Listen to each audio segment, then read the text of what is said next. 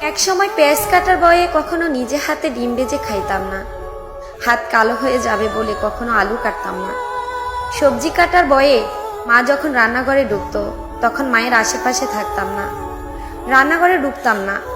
যদি হাত পুড়ে যায় আর পোড়া হাতের দাগ নিয়ে বাজে দেখা যাবে, এই ব্যাপারটা খুব গুরুত্ব দিতাম।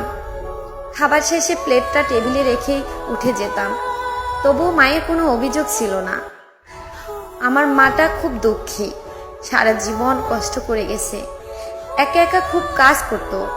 কখনো বলেনি আমার মেয়েটা কোনো কাজের না, বরং বলতো আমার মেয়েটা সারাদিন অনেক খাটাখাটনি করে, প্রয়োজন নেই তার কাজ করার।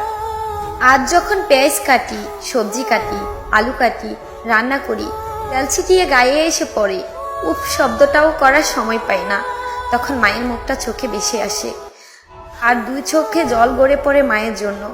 তখন খুব ইচ্ছে করে বলতে, আবার যদি মায়ের কাছে ফিরে যেতে পারতাম, তাকে কখনো কোনো কাজে করতে দিতাম না। আজ মায়ের কষ্টটা উপলব্ধি করি, সেও তো হয়তো তার মায়ের খুব আদরের মেয়ে ছিল। আবারও বলতে ইচ্ছে করে তোমাকে বুকে জড়িয়ে, মা ভালোবাসি তোমায়, আই লাভ ইউ মা।